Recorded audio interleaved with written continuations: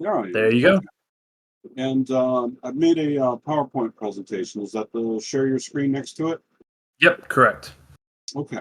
Well, first of all, I want to thank everyone for being here. So maybe it's good afternoon or good evening or good morning, depending on where you are in the world. Um, so um, let me get started here. At least I don't have to follow uh, Peter Klein, right? Because he's actually pretty hard to follow. Um, he's a good speaker. Okay, now is my do you see the PowerPoint up right now? Yep, we can see it. Okay, fantastic. So I was asked, what do I want to talk about? And I like to talk about macroeconomic things. And so I kind of put myself into a little bit of a hole, saying, hey, this is what where the economy is, and this is what we're doing, and this is where we're headed. And well, it's a bit of a tall order I made for myself. So let's ask ourselves some questions. Are we headed for a recovery? Are we at the top of just about to turn down? What's going on? Well, let's take a look at some numbers. So, real U.S. GDP shows growth, 2.93% year to year for the third quarter. Okay. Unemployment came out. So, December, 3.7%. Historically, that's pretty low. Back in the 80s, if you got 5.5, we were at full employment. In the 90s, at 4.5, we were at full employment. This is historically pretty low. Inflation, okay, well, it was high, but now it's 3 something percent. And so I think any amount is too high. I think we should have nice gentle deflation, but historically, this is a little bit higher. It's a bit of a problem. But if we look at average hourly wages, earnings, they're growing a little bit faster.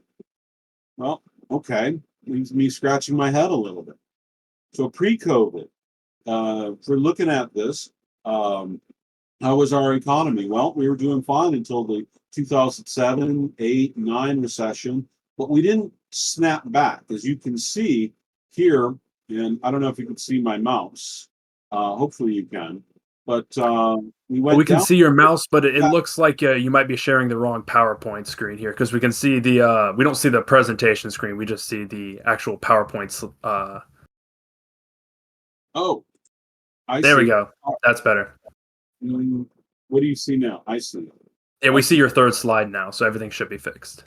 But I don't. Hmm.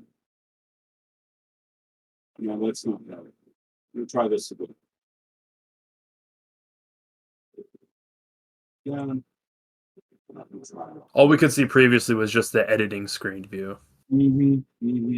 Sorry about that. All fine. Do this. Then we'll do this. This. There Now we what do go. All fixed. you see the blue line? Yep. Before I had all this data and that was fantastic, but we're past it now. So, but can you see the mouse now showing the blue line going down? Yes, we can. Okay, fantastic. So my point is that we didn't snap back the trend. So when Obama got elected, yes, we did start growing again, but we didn't snap back. We didn't actually have a recovery, right? Which is odd, which is incredibly odd. And then we had COVID. So have we had a recovery since COVID? I mean, we can see change year to year, we bounced back, but the real growth rate right now is 2.93%. So the big question is where are we headed next? Well, is it Bidenomics? Is that the big thing? Is that saving us? Well, we look at government expenditure, and government expenditure is going through the roof. And this is both in nominal dollars and in real dollars. We see that they're hitting all-time highs. Now, if we look at the next graph here, we see all government employees, and up here we're at about 23 million. Right now, that's not the record. The record was over here, but we're really close to the record. And so, for every federal government employee there is, you need to fund that by the private sector. So, when we look at government spending, government employment, government jobs. I don't add that to GDP. I don't add that to our economy. That's a big minus sign. So if we were going to subtract that out, how much of a share would that be? So the bottom graph here is shares of GDP of government consumption expenditures and gross investment. And what we see is that it's fairly low. It's in the 17%. And if we're looking back from the 2000s and the 1990s, the 1980s, and even earlier, we see that we're actually fairly low. It was, so it's not really the federal government spending that's propping up our economy. Okay, so what are some other signs that we need to look at? Well, inflation. Now we can look at it either through the PCE, which is the top one, or the Consumer Price Index, which is the bottom one. And what do we see? We see that inflation is high, but it's not like super high. It was super high. It's coming back down. And I'm not a big fan of any of these, of course, but just looking at inflation of where we've been, let's put that a little pin in this, and we can come back to that. Because according to Austrian business cycle theory, inflation generates bubbles and malinvestments. And so all of that previous inflation has built up previous bubbles. So as the inflation starts coming down, that doesn't mean the malinvestment has gone away. So let's then take a look at monetary policy. So what we see then recently is what the Fed has been doing. Now, this might be a little hard to see, so squint a little bit, I'm sorry. But the top red line, that's the interest rate on reserves. And so the Federal Reserve pays banks to hold interest rates. And normally you would think that that's the floor.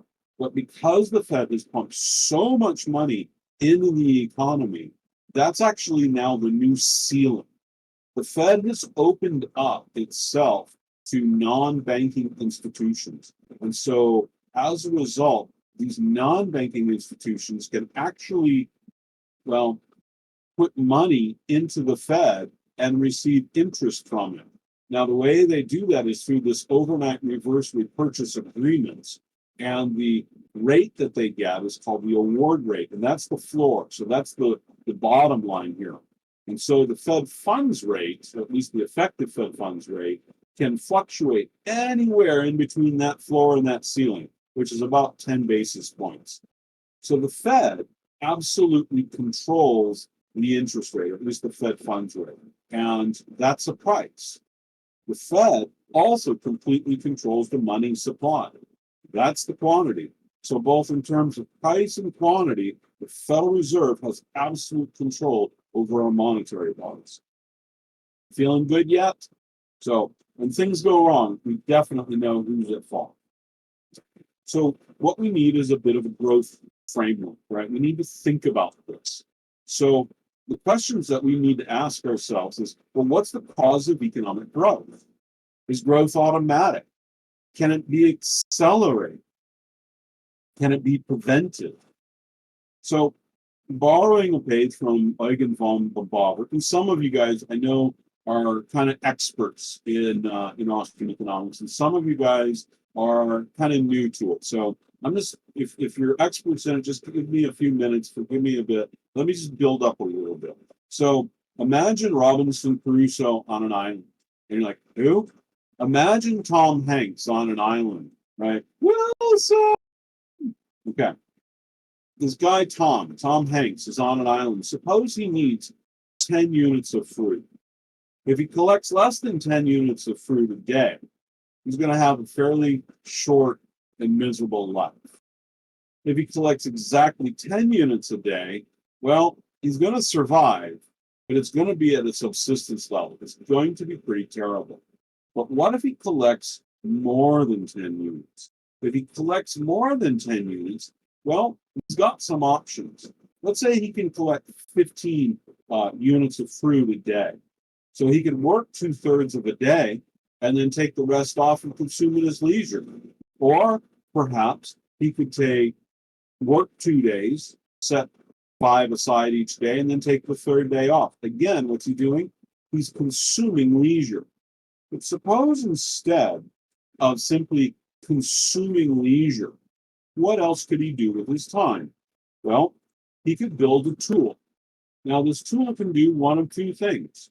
He can either fashion the tool like a stick to collect the fruit faster from the tree. And so what he's doing is he's just increasing his productivity. He's able just to make more of the same. Or he could fashion that stick into a tool so he can go spear fishing. And so he can have something that he's never had before. In other words, previously unavailable goods. And so what the lesson then is this: savings are required for economic growth. So if we want to grow the economy, we have to think in terms of savings. Additionally, growth is not automatic. So from this simple little example here, what we can see are these really two key insights.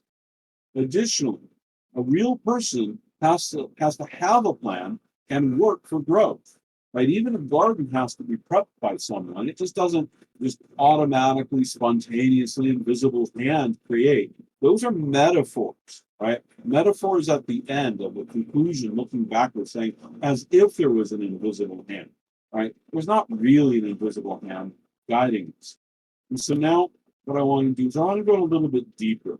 I want to ask, what's the logic at work here?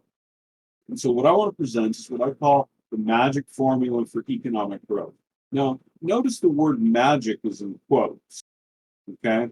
Now, when it's in quotes, that doesn't mean emphasis. It means sarcasm. So if you see something that says, quote, fresh fish, right? It's not really fresh. Don't go get that, right? That's no good. So it's not really magic, okay? So let's start in reverse. So what's the goal of an economy? Now, some people might say, well, the economy is a bunch of heterogeneous people there and can't actually have, oh, okay, I know, there's no such thing. But if we were to say, what is kind of a big general goal, we might say higher living standards, right? We want to grow, we want to become better off. Let's just say higher living standards. Now, how do we get higher living standards?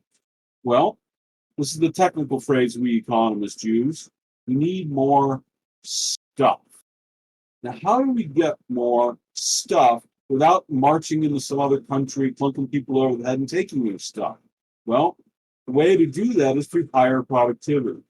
So if I can become more efficient, then I can lead to more stuff. Now, how do I do that? Well, one very important way of doing that is through capital accumulation. Now, that is the big technical term.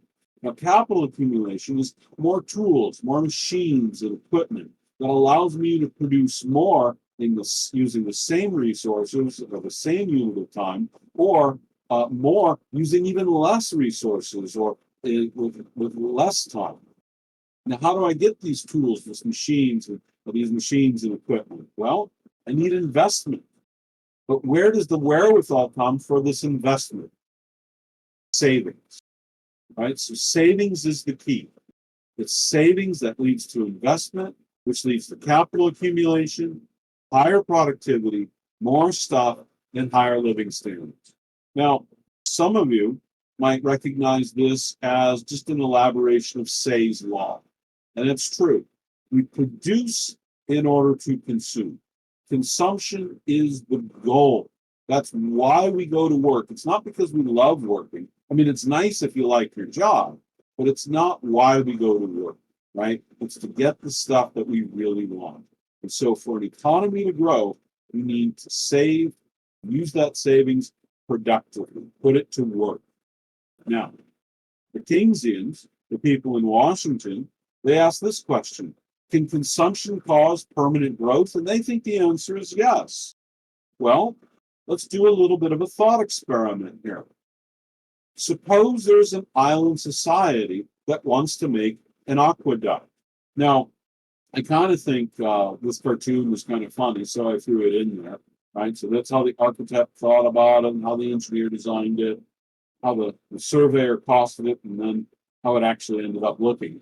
But let's suppose that the people on this island expect the construction to last 180 days. So think of Tom Hanks on the island. And so what do? They save for 180 days, right? So they set aside resources for 180 days. Now, like all projects, especially construction projects, especially if it's government construction projects, at day 160, they say it's actually going to take a lot longer. They miscalculated. It's not going to take 180 days. It's going to take 2 or 3 months longer than 180 days. Now, riddle me this, Batman.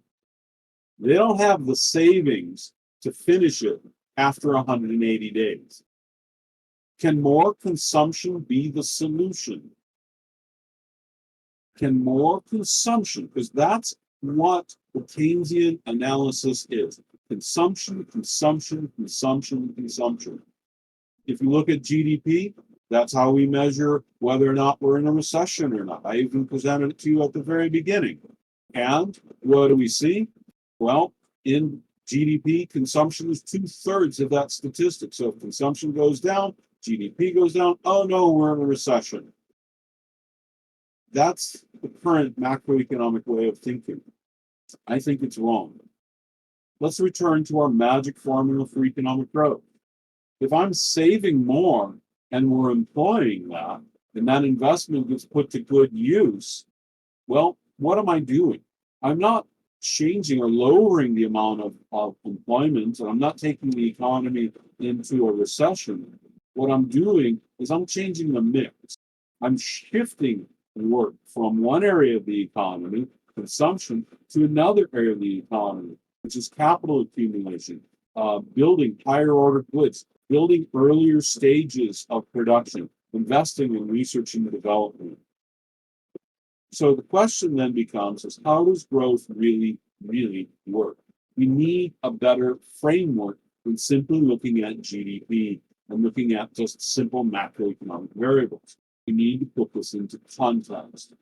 So we need to start with the original factors of production. And there are 3 original factors of production.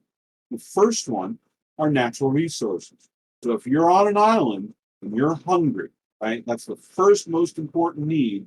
In order for you to get that hunger dealt with, satisfied, satiated, the first thing you need is food. These blueberries here, natural resource. But unlike what Marx envisioned communism to be, those berries aren't just going to fly into my mouth. So what do I need? I need to go get the berries. I need to pick the berries. So the second factor of production is labor. I actually have to do something. And the third factor of production is time. See the watch there? Yeah, I thought that was kind of fun. Okay, now, those are the original factors of production. If I'm able to save something, then I can do what? I can start building capital. Now, capital, that word has been often overused. It's used to mean lots and lots of different things. But let's give you 3 categories of capital. The first is capital equipment. So that's a picture of a blueberry picker, right? It's a machine that picks blueberries. So that's capital equipment, machines, tools that help improve our productivity. The second is intermediate capital, or goods in process, right? So I have to do something with those blueberries after I pick them. Or if I'm making a car and I have a fender, what am I going to do with that fender, right? So those are intermediate capital goods flowing through the process, being built. And then finally, I have financial capital. And for those of you who haven't seen this one before, this is a 100-shilling note with Eugen von Böhm-Bawerk on it. Yes, the only economist ever to be on actual real money. So, so Scotland did do a kind of a coin with Adam Smith on it for a little bit, but that was more of a novelty than anything else. But this was actual money. Now, unfortunately, the euro, but Von Bawerk was on real money. So I think that's kind of quick. So 3 types of capital: capital equipment, intermediate capital, and financial capital. So let's put it all together and think about how we want this to work. So on the vertical axis here, we have value, okay? And on the horizontal axis, we have time. And it goes from left to right. And I'm not counting clock time, calendar time, What I'm looking at is just a sequence. This, then this, then this. So I have 4 stages of production: raw materials, manufacturing, wholesale, retail, but we can make many, many more stages. In fact, there are uncountably more stages. So suppose I want to build a desk, right, and sell a desk. Well, the first thing I have to do is cut down the tree. Then I take the tree to a sawmill. Then I take the boards to a manufacturing plant, and then it goes to a wholesaler, and then it goes to a retailer, right? There's just a sequence, a stage. In other words, we call this a structure. I can't start taking those boards and turning it into a table and then cut down the tree. That's out of sequence. It doesn't work that way. And so what we see in this diagram here is that the intermediate capital goods move through the structured production from left to right. And then they're combined with the pre-existing capital equipment, which is embedded in each stage, right? The lumberjack has the saws, the sawmill has cutting tools, the manufacturer has these big machines and nail guns and all those sorts of things. Then, as they start moving through the production process, we're combining it with labor and more natural resources and time. In other words, the original factors of production. And embedded in each stage is the capital equipment, and then connecting all of this are markets. And so when the consumer buys from the retailer, that's the demand. When the retailer sells, that's supply. Now, when the retailer then buys from the wholesaler, the retailer's demand is derived from the consumer. And then when the wholesaler buys from the manufacturer, that demand is derived from the retailer, which is derived from the consumer. And it goes all the way through the structure of production.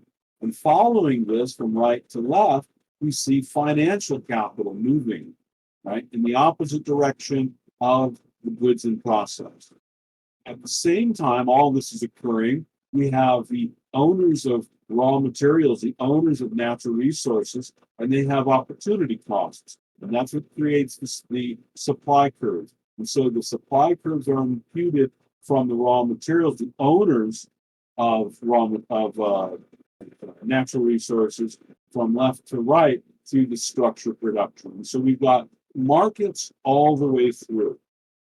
And this is the way that we should be thinking about the economy, is the volume here in this diagram, not just this simple value of consumer goods at the end. So from growth, we accelerate. Now, using the gardener analogy, notice that the gardener doesn't cause the garden to grow, right? You don't cause the flower to grow. The gardener simply sets the conditions for growth. He prepares the soil, ensures the sunlight, prevents bugs and disease. And by adding fertilizer, we can help growth, but not really cause it. So using this analogy, what are the conditions that are needed? Well, the first thing that's needed is well-defined property rights. No stealing. Secondly, we need clear price signals. So when the Federal Reserve expands the money supply, what they do is they throw static into that signal. It makes that very difficult job of the entrepreneur that much more difficult. Did the price go up 5%? Was that because there was an increase in demand? Or was it because of inflation? Was it 2% demand and 3% inflation? What combination is it? It makes that person's job so much, much more difficult. We want open and competitive markets. We want low, or better yet, no taxes. And we want stable rules. These are the conditions we need for economic growth. So what are the policies that prevent growth? Well, policies that favor consumption over savings. They're slowing down research and development. They slow down capital accumulation. They slow down the formation of even human capital. Policies that favor the immediate over the future, right? We're eating the seed corn. That slows growth. Policies that favor one group or over another, right? So if we're redistributing wealth, if we're taking from one group through legal plunder and giving it to another, That's preventing growth, right? We see this also in the broken window fallacy. Policies that promote inflation hinder growth, and policies that grow the national debt. Okay, so now in this context, where are we? Well, there are some troublesome signs. The yield curve inverted as early as June 2022 and unambiguously since December 2022. And I'm going to show you pictures on all of these in just a few minutes. Small business bankruptcies are way up. Labor force participation is down, but it's recovering, sort of. Right? Look at that. And the national debt is extremely high, and the personal savings rate is low. So these 5 things are things that I want to key in. So what we have here are interest rates of U.S. Treasuries. So the 2 that we see on the bottom over here on the left, those are our 3-month and our 1 year, essentially the short-term bond rates. And then the 3 up here are our 10-year, our 20-year, and our 30-year.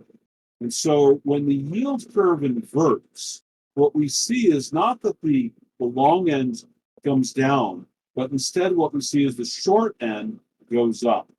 And so when it inverts, the short end rises and the long end does come down a little bit, but it's really more a function of the short end going up. Now, if you're ever interested in why it inverts, I invite you to check out my dissertation. You can find that at Mises.org. Just type in my name, CWIK, inverted yield curve. And if you ever have insomnia, I guarantee it'll put you right to sleep. But in that, I detail why it inverts the way it does right before a recession. But this graph here, I take the difference between the 10, the 20, and the 30, and the 3-month and the 1 year. And what do we see? We see going from 2000, and I have other graphs that go all the way back to the 1950s, and it's inversion, recession, inversion, recession, inversion, recession. And it is absolutely every single time it inverts, we have a recession with only one false positive in 1967, and that we had with 1/4 of negative growth in that time period. So I think the pattern holds. So recently, we've seen that the yield curve has completely inverted. It's still inverted, and about 4 to 6 quarters after the inversion, we are in a recession. So on average, so 4 to 6 quarters. When was it completely inverted? December of 2022. So that's about 4 quarters ago. I mentioned that small business bankruptcies are up. So if we look at our chart here, the orangey yellow one is the 2023. And so by month, we see January, February, March, April, May. We see that for almost every single month except March there, small business bankruptcies are higher than any of the previous years, the previous 3 or 4 years. However, overall bankruptcies are not up. In fact, they're down. So what's going on here? I'm not entirely certain, to be quite honest with you. Small businesses are really important to our economy. But what this is showing is that the big businesses, just businesses in general, are surviving. So are the small businesses going bankrupt, liquidating, and the bigger businesses gobbling them up, making our economy larger so that the small business is a smaller role? Is it because that we now have the government putting its thumb down on the scale, favoring larger businesses so that they can gobble up these the smaller companies' resources, increasing our public-private partnership, making our economy a bit more fascistic? I think maybe there is some truth to that. It's hard to tell just looking at these sorts of numbers like this. Next, labor force participation rate is low right now. You can see that it was much higher in the 90s, higher in the 2000s, but since the recession after Obama, Labor force participation down, down, down. It looks like it's stabilized after Trump and starting to pick up a little bit, but then COVID. And now it's been recovering, sort of, but still, we're way below anything that we've seen since 1990. The national debt is growing. Now, here it says third quarter, $33 trillion. As you all probably know, we've already passed $34 trillion. It's quite amazing. And what does that show? That shows just the size of how much the federal government is squeezing from the private sector. Personal debt. Now, we're not at all-time highs, but it's growing again.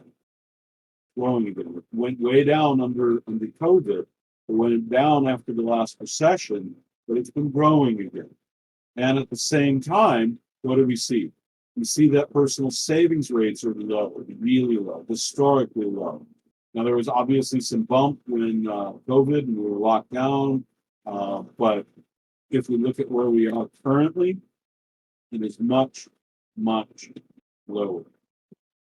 Okay. So what are some other troubling signs?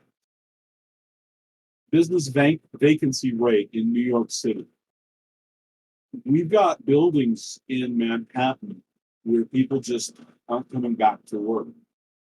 What's going to happen when all those leases are up?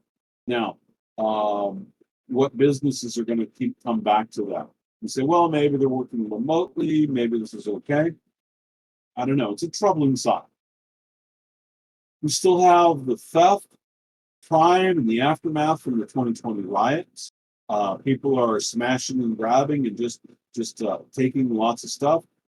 I go into Walmart and it's like they've imprisoned socks and underwear. Right, all of that's behind plastic now. It's horrible. We see that health insurance costs are spiraling up. Remember when Obamacare said that, Obama said if you pass this, that we will cut our health insurance costs by it was something like $2,600 a family. It's ridiculous. It's gone in the opposite direction, as we all said it would too, spiraling up. And where's the ceiling? There is no ceiling on it. Just keep spiraling up. We have a bloated government. It's just growing. We have overregulation, which is causing small businesses to suffer. We see that the small business bankruptcy rate is growing, so that's incredibly troubling. We're dealing with this new notion of quiet quitting, where people are just not working as hard. And we see this in the service sector in particular. Finally, we see that there's a mismatch and a lack of skills. A lot of the things that we are teaching people in college, we're not really helping in the marketplace. You go to college, you spend so many dollars, you're racking up $100,000 some dollars in debt. You come out with your degree in classical literature, not even just something woke, but just something, like I'm an English major. What are you going to do with it? You're mismatching your skills and you're starting off in deep debt. And that's a pretty bad place to be in. So what's next? Right? This is where I kind of look into my crystal ball. And my gut tells me that the economy is feeling hollow. But if you look at those numbers that I presented at the beginning, which maybe you didn't quite see, I was arguing basically the case that Bidenomics is working really well. The macro numbers, they're not confirming this position. You say, well, it's the government numbers. They're all cooked. Okay, I agree. They're not truthful. The inflation numbers are skewed. GDP numbers are skewed. They're rigged. Fine. But by how much? In each, right? So by how much is GDP rigged? Which component in particular? What's the true number of inflation? If we're looking at regional stuff, right? Maybe we need to look at that. But I don't know. I mean, it's the only data we have, right? It becomes much more difficult. So next, the last time we had a recession The malinvestments were obviously in the housing market. In the 2007 to 2009 recession, it was pretty clear that there was a housing market bubble. Housing mortgage-backed securities were filling the bank asset ledgers, the balance sheets. But today, it looks like your bubbles are just distributed all over the place. That the inflation is more diffused. That the malinvestments are more diffused. In fact, it's like it's an everything bubble, right? That's what's going on. So, my final points here. The best indicator that we have, I think, is the inverted yield curve. We have gone through an inverted yield curve for 4 quarters right now, and they're saying it's the average has been 4 to 6 quarters after it inverts. We're in a recession. Now, does that mean exactly, or maybe it's 7 quarters? Because that's an average range. You see that savings are low, and because savings are low, that's that key component that we need when we're looking at the driver of economic growth. We know that there are still malinvestments, that there's a lot of malinvestments that have been built up in the last couple of years in that massive inflation. So where are they? I don't know where they are. And so we know that a recession is coming, or at least that's what my spidey sense is telling me. So here it is. There's my guess. This is my I'm throwing it out there. So assuming there's no election shenanigans, like Zuckerboxes, no. I mean, we're going to juice the economy so that we can bump it up so that we can reelect all our incumbents, right? So setting that aside, I kind of think that cake is already baked by now. I'm thinking that within another 2 or 3 quarters, we're going to be looking at a recession. I think we're going to be in a recession. That's what my spidey sense is telling me. So, if you have any questions that don't get asked today, because in a few minutes I'll take your questions, you can email me directly at pcwik@umo.edu. That's my Mount Olive at University of Mount Olive email, and I get a bunch of emails all the time. And so what I would like you to do is just say, hey, I saw you on the Discord lecture for our Austrian economics seminar, and I've got this question. And if you can do that, that would be great. And I will do my best to answer your questions. So let's see if I can stop the short screen. Stop that. There we go. Okay, so let me go ahead and take some questions. All right, I'll kick off the questions here with just some stuff that I've been seeing a lot in business news recently as we go into the new year is revolving around what the Federal Reserve is going to be doing in 2024. So there's been a lot of talk of, is the Fed going to cut rates this year? If so, how many cuts are we going to be seeing? When are those cuts going to come? And specifically, how is the Fed going to react if a recession does come, as you just predicted? Are they going to slash rates down even if inflation still isn't at their 2% target yet? So looking into your crystal ball a little bit, like you just said a few minutes ago, what do you think the Federal Reserve is going to be doing in the new year?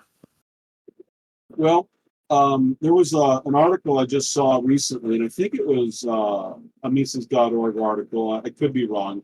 But from what the point of it was that the Fed likes to speak out of both sides of its mouth because it knows it's a political institution. It vacillates, it hedges because it doesn't want to upset anyone.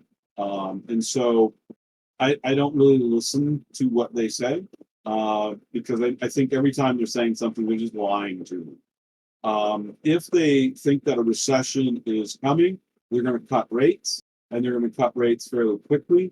I don't know how far they will cut, but last time we were in a recession, they invented new tools to create ways to push money into the economy because they weren't getting it through the banks, right? It was pushed into the banks and just sat there. And so they're like, well, we got to get it past the banks. And so they just literally invented new tools to get it into the rest of the economy. So honestly, I wouldn't put more stock into into what they. Let me rephrase it. I wouldn't be surprised by what they do, right?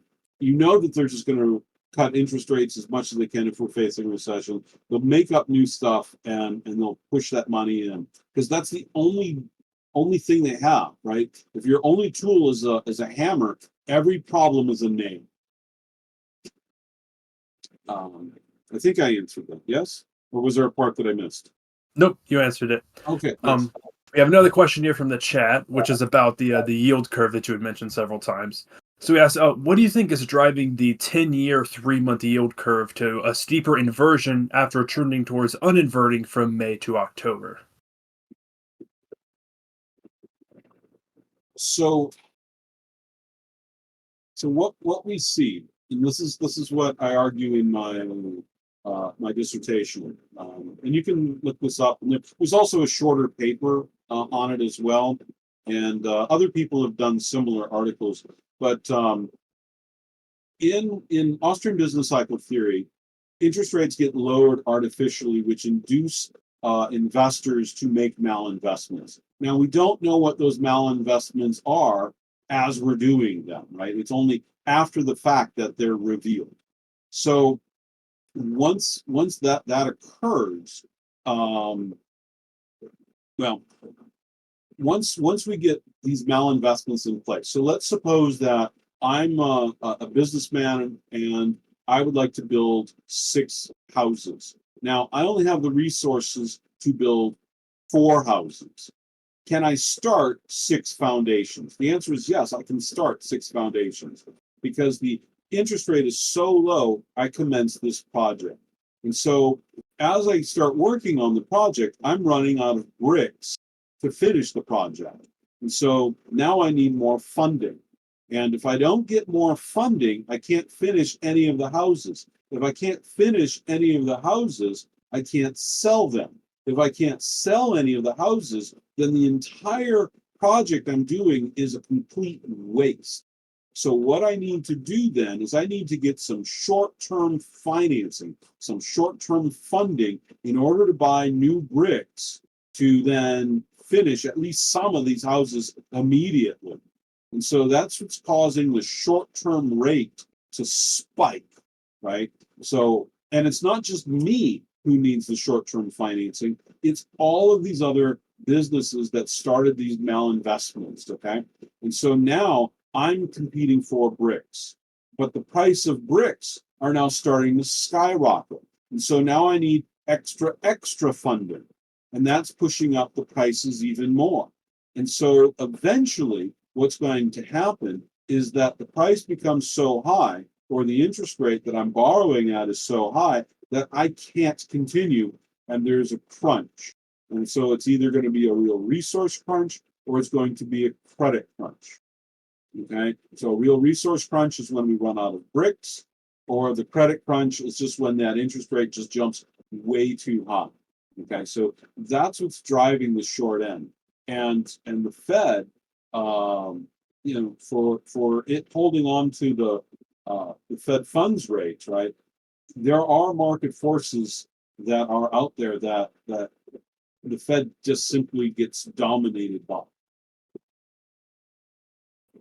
All right, we have another question here, which is actually relating to your dissertation that you mentioned several times. And it says, a lot has happened since your 2004 dissertation. Curious to know if you would consider writing a book on recent economic episodes over the last 20 years, combining that and your yield curve analysis. Well, it's a great idea, but let me tell you this. Hopefully, at the end of February, and this has not been announced by anyone or anything, but the Mises Institute is going to hopefully publish a little monograph that I wrote on Austrian business cycle theory and introduction.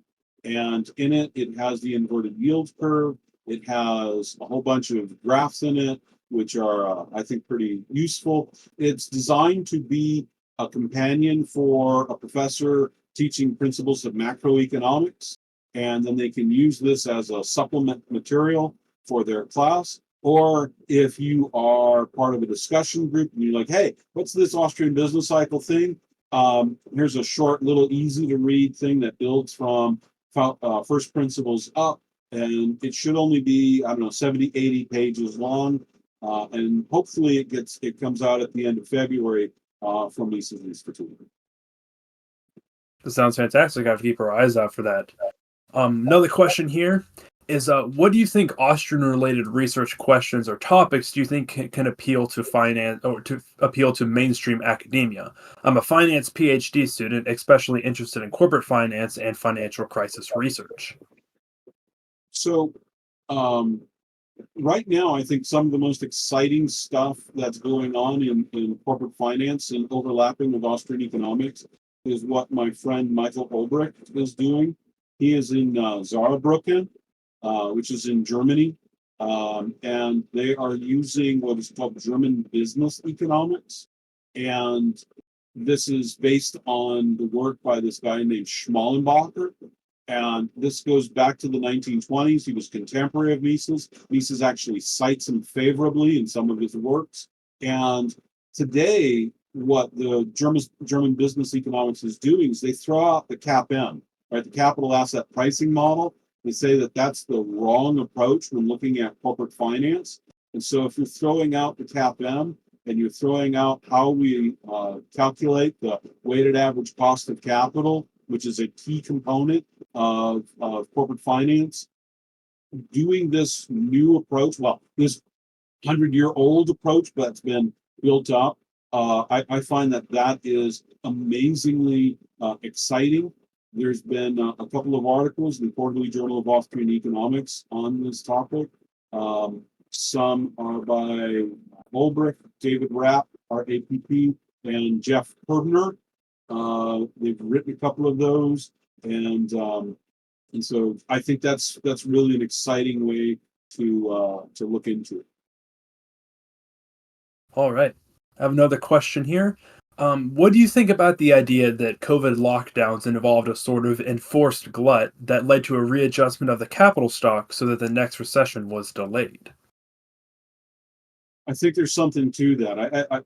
The whole yes, I have that suspicion that it's this recession that we've just had, the COVID recession. We were headed for a recession before that. I was predicting that we would be in a recession right around election time, and then COVID happened and it threw off all of those sorts of predictions. So it's like we kind of had a mini recession, and then it didn't quite reset through the liquidation process, and so I think that it pushed back the recession that we should have had. So yeah, I think there's something to that. Now, I do see on the chat that there is a question about working on a thesis about ESG investment and malinvestment. I gave a talk in 2022 for the Mises Institute. It was the Rothbard Memorial Lecture, and it was on wokeism and ESG investment, and I put it into an economic model of why CEOs would go down that path, and I think there is some high degree of overlap. All right, we have another question here which relates a little bit more to some of the finer points of Austrian capital theory. And the question is, what are your thoughts on the subsistence fund in Austrian capital and growth theory? And should we think of it as a term structure the way that Philip Baggis and David Howden have viewed savings rather than a homogeneous fund? Okay, so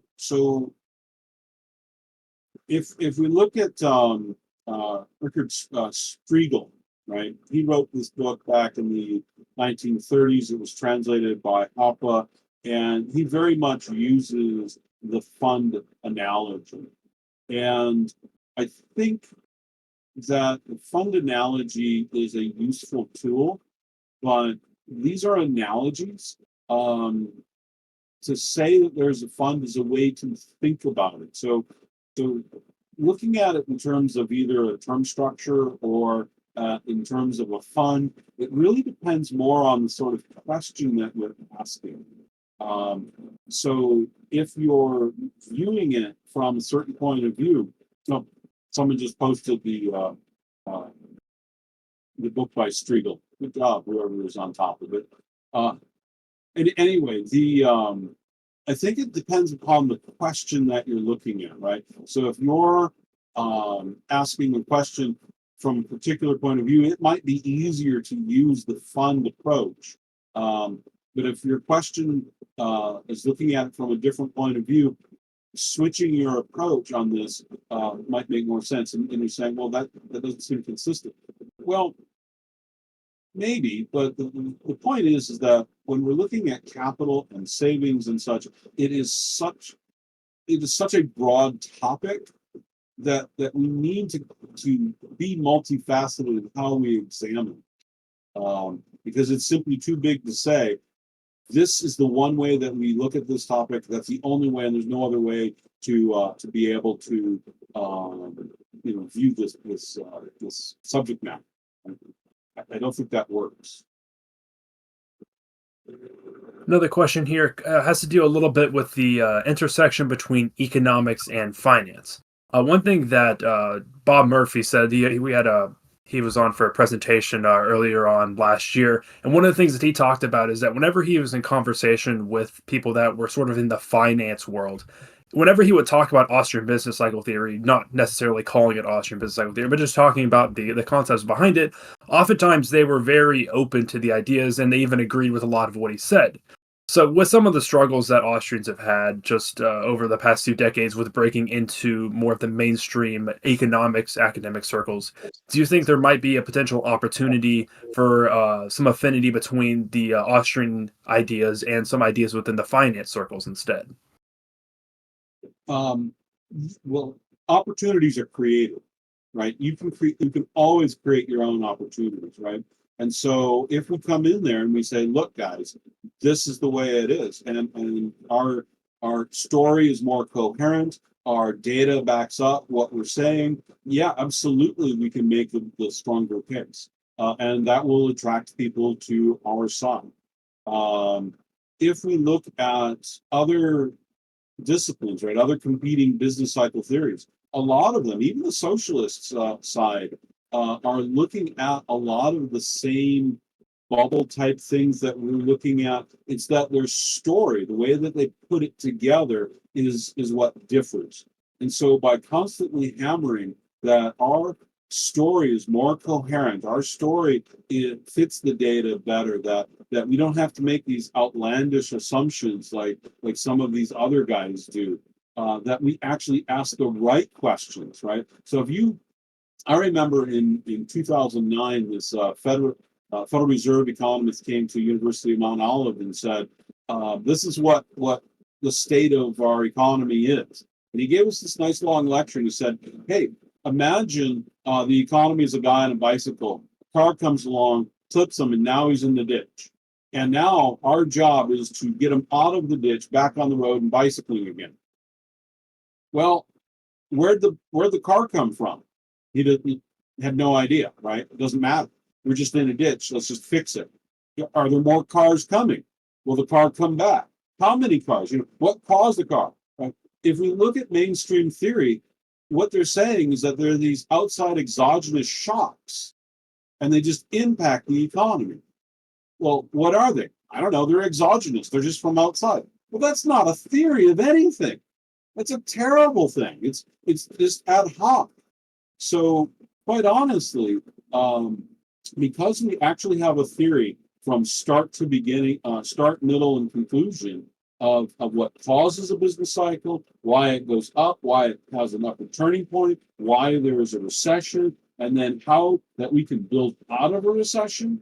Those are really important points, and I think that's our greatest strength. All right, we have another question here concerning Austrian business cycle theory. And it says Austrians argue that expansionary monetary policy in response to a recession will trigger another cycle.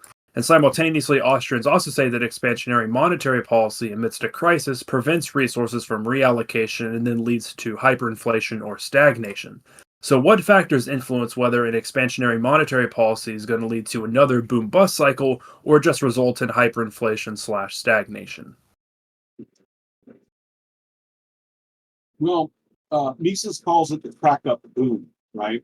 And so if we're growing, right, we're in the bubble, in this malinvestment bubble, then are we going to spiral into a hyperinflation, or will we then, have that downturn and fall into a recession? That's the question, right?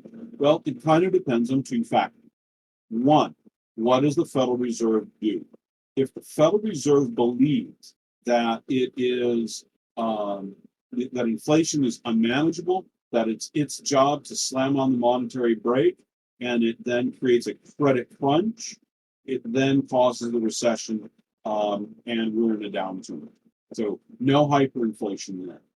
But if it says, you know what, we're just going to try to keep financing, keep going, and so it's okay with ever higher rates of monetary growth, then the next limiting factor are the inputs, right? So in my analogy earlier, when I talked about the guy trying to build the houses, right? He only had enough bricks for 4 houses. He starts 6 foundations, but there are only so many bricks. And so now it's a race. Is it, do we run out of bricks and resources? And if so, we have a real resource crunch and we then turn into a recession? Or do people just come to expect that inflation is going to get in higher and higher levels, and that psychological factor then kicks in, and it just takes right off? So if you read Rothbard's book, Mystery of Banking, which is one of the books that I co-use, I use it as a supplement for my money and banking class. He talks about the different stages of inflation. And at first, people are used to moderate or low or no inflation, or maybe even deflation. And so when the government expands the money supply, you get a rate of price inflation that's less than expected. But then when we get to the final stage and people change their minds, then nothing can stop it, right? And I think we got fairly close to that at the end of the Carter administration. And then Paul Volcker had to basically slam on the monetary brake by standing on it with both feet. And we went through a double dip recession trying to wring inflation out of the economy then. So it's a bit of what is the Fed going to do, and if they're okay with not slamming on the monetary brake, then it's a race between expectations and inputs and resources.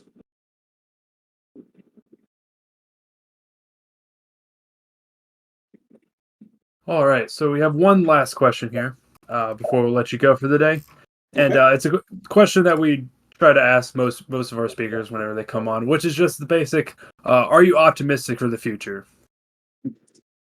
Well, long run future, I am. Um, I've always been a bit of an optimist. I think that people's ingenuity and creativity is amazing, and if you allow people to be free, we unleash that. If we try to contain that, I think that people are able to find ways to get around all of these obstructions that occur, and as a result, I am long run optimistic. I just said I think within the next year we're going to be in a recession. So I don't think that's all that optimistic. So that's my 2 cents. And honestly, I had a lot of fun seeing you guys, and I'm gonna go back and look at all of the chat that you guys posted while I was talking. So if you have any questions or whatever, I gave you my my email earlier. Absolutely. Well, thank you very much for coming on today. We appreciate it very much. Thank you for having me. Absolutely.